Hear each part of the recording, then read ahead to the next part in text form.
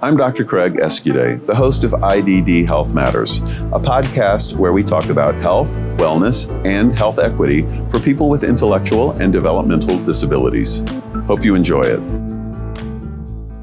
Hello, and welcome to this episode of the IDD Health Matters podcast. We have a really great guest today, Parry. Welcome, Kathy. Thank you so much. It's great to be with you. So we're coming to you from the Association on Aging with Developmental Disabilities Conference in St. Charles, Missouri, and Kathy was one of the opening keynote speakers today, right? Well, actually closing tomorrow. Sorry. Yeah. So just tell us your story. Absolutely. I'd love to. First of all, thank you again for having me. I'm a mother of 4 children, and my youngest was born with a mitochondrial dysfunction.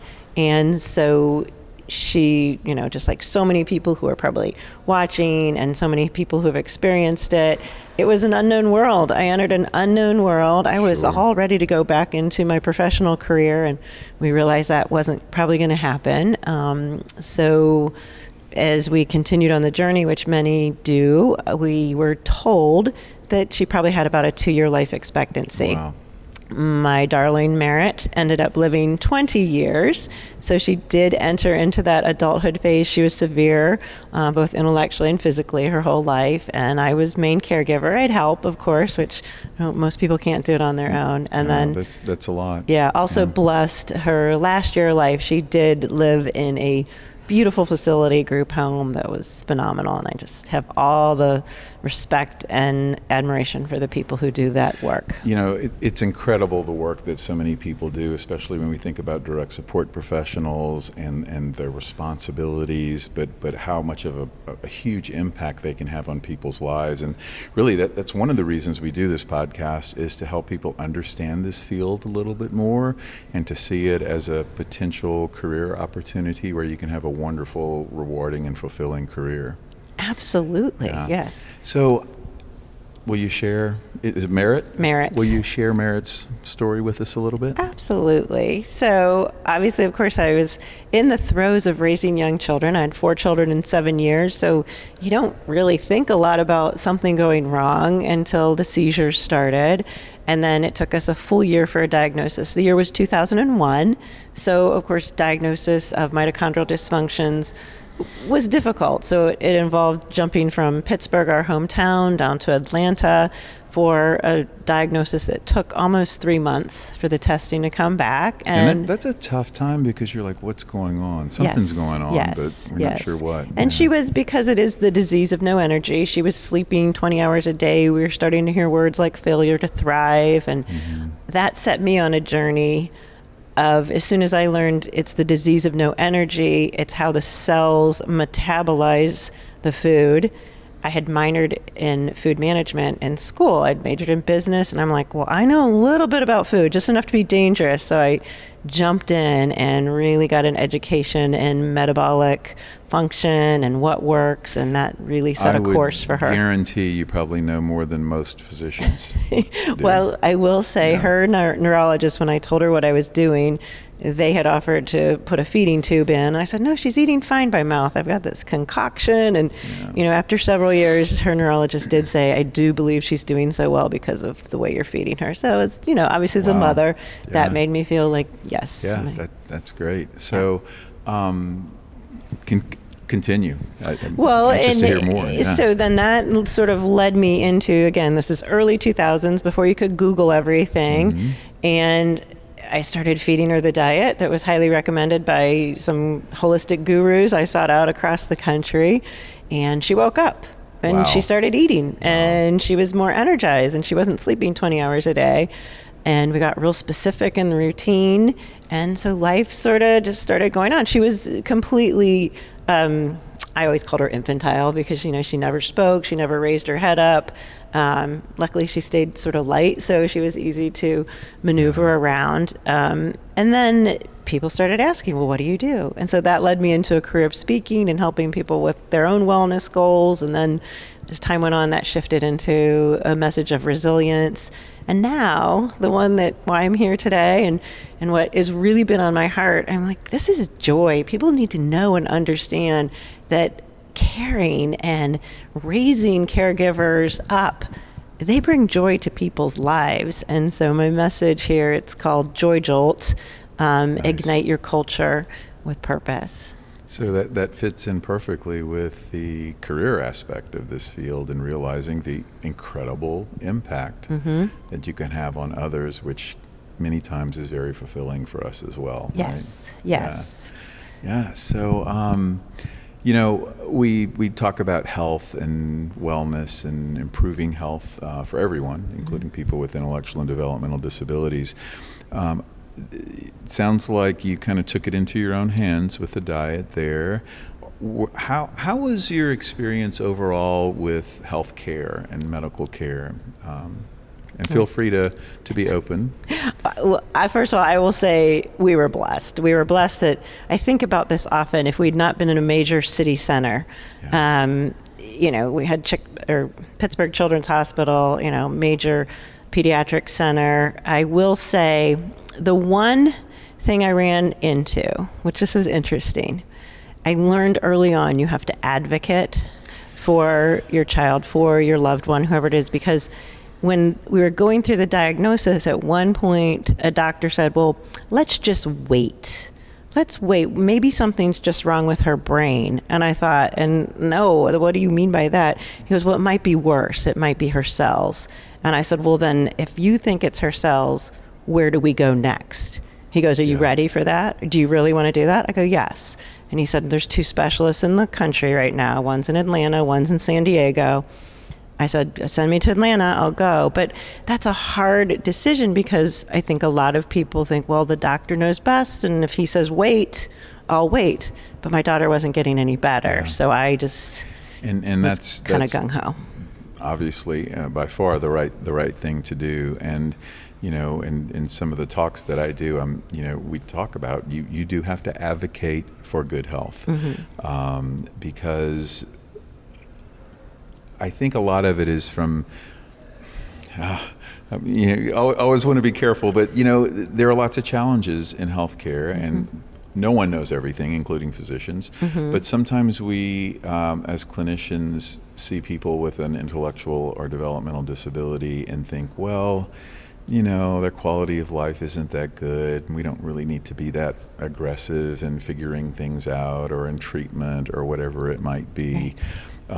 And we need to say, you know what, just because it's maybe a different quality of life doesn't mean it's a lower quality of life. And, each person deserves access to good, competent, compassionate health care. Yes. And sometimes it takes a nudge. Yeah. In that case, it took a nudge, and he fully respected me, and he just said, okay, if you're ready, we're going to do this. Let's go. And I will say I kind of stuck with that mentality throughout her life where I was advocating. But what you just said it was beautiful, because you said it might not be the same life, but it's a life. And I used to, people would look at me with those I call them sad eyes, the sad eyes, which we need sad eyes. It means they're empathetic. Yeah. But too much sad eyes, and I finally had to say, hey, listen, this child's amazing. She's got great hair. She's never going to experience heartache.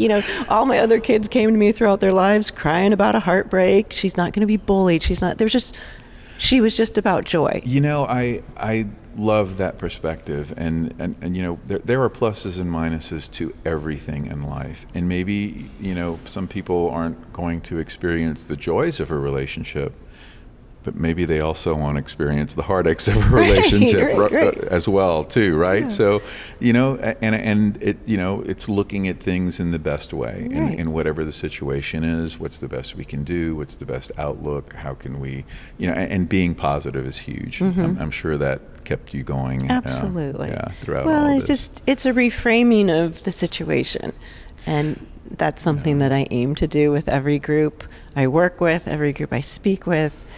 Everyone who isn't in this world, and people saw that. They said, oh, wow, it's not the worst thing. It's like, no, it's not the worst thing ever. I have a beautiful, sweet child. Right, exactly.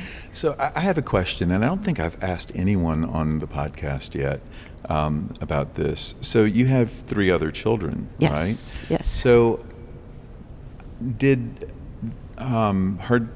Merritt's needs and requirements for probably a lot of attention affect the family dynamic, either positively or maybe less positively? Well, we'll go with the positive first. Let's go with the positive. Great. So absolutely, her siblings are now 31, 29, and 26. I'm going to be a grandma. Oh, congratulations. Yes, my 31-year-old is married and is expecting in the fall. Right. Every single one of them was profoundly impacted by what they saw in their sister. And I will say, I think it just made them incredible human beings. I can look at every one of my children and say, they are an incredible human being. And it's because their hearts grew, and they understood empathy, and they understood what it means to sacrifice. I don't think their childhoods were interrupted that often by her needs. We were blessed to have some in-home care, that kind of thing. The negative, my marriage of 23 years ended. That's a statistic that is out there. And some people have that mindset that this isn't that big a deal, we're going to get through it, and some people don't. Sure. But I will say I'm happily remarried, and when Merritt passed, my husband said, would you have changed anything else? And I said, absolutely not. Yeah. This has been a great journey. Well, it's clear that you see the glass half full always. Yes, probably overflowing, yes. Well, it's not a bad thing, and that can be infectious, so I'm sure that's been a wonderful blessing to your family and your kids, and a big part of why your kids were so positively affected by this. Yeah. Yes. I'm Dr. Craig Escudé, President of Intellectability. State developmental disability agencies, managed care organizations, and providers across the United States use Intellectability's health risk screening tool, e-learn courses, and person-centered training to improve health equity for people with IDD. Visit replacingrisks.com to learn more about how you can employ these tools with people you support. So there's something I always ask our guests, and it's to share 3 tips, 3 thoughts, 3 words of wisdom that you think can help the world improve for people with intellectual and developmental disabilities. It can be health related, it doesn't have to be, just whatever your thoughts are. I would say the first one that comes to mind is one that I talk about. I do a keynote session called Rubber Band Resilience, Stretch Without Snapping. So that sort of pertains to many in this field as well. But one of the things I talk about is reframing. That's the second stage of it. And when we reframe, we look at whatever's stretching us in a different light. And one of the things I say is, in that stage, change the way you talk about it. Change your language. And I feel that we've come a long way in changing the language around IDD, but even someone hearing me say, like, oh my gosh, she's just like a beautiful, wonderful, there was, in my mind, nothing wrong with having a child like this after I adapted to it and changed my language. So I'd say change the language. Words do matter. Words do matter. Yeah. How you talk about who you serve or why you serve. Can I add some? Absolutely. Would you say, so words not only matter to other people, but when we use positive words and are affirmative in our thinking and the words that we use, it actually helps us too, doesn't it? Absolutely. Yes. Maybe a little bit of that fake it till you make it, but if you need to keep telling yourself, this is great, this is, if you tell yourself something's horrible all the time, it's going to be horrible. Exactly. And vice versa. Exactly. And then let's see, number 2, we will get back to health and wellness, how you care for a loved one, or if you're not a family member, how you care for yourself. So important. I'm a big proponent of eating well to energize. My earlier work was all around that, like how do you stay energized? Yeah. And then I think just be easy on yourself. Be gentle. We don't know everything. Doctors don't know everything. Nobody knows everything. So be gentle and curious and just wait for answers sometimes. Thank you for that. I Yeah. appreciate that so much. It has been just a real pleasure Absolutely. to talk with you and to hear your story. And I can't thank you enough for taking the time to talk with me today, but for more importantly, for the inspiration that it's clear that you give to everyone that you meet. Well, So thank you. you for that. Wonderful to be here. And to anyone who is in the field and caring, just thank you for what you do and how you serve. And it's important. You're making a difference. Before we go, if anybody wants to contact you for maybe a speaking engagement or something, how can they do that? That's it. Kathy, it's very easy. KathyParry.com, and it's Parry with an A. Kathy with a K, Parry with an A. Not Katy Perry. She will not answer your emails. Let me say that. Thank you so much, Kathy. Absolutely. Thank you. The IDD Health Matters podcast is a production of Intellectability. Learn more about our health risk reduction tools and training for supporters of people with IDD by visiting replacingrisk.com.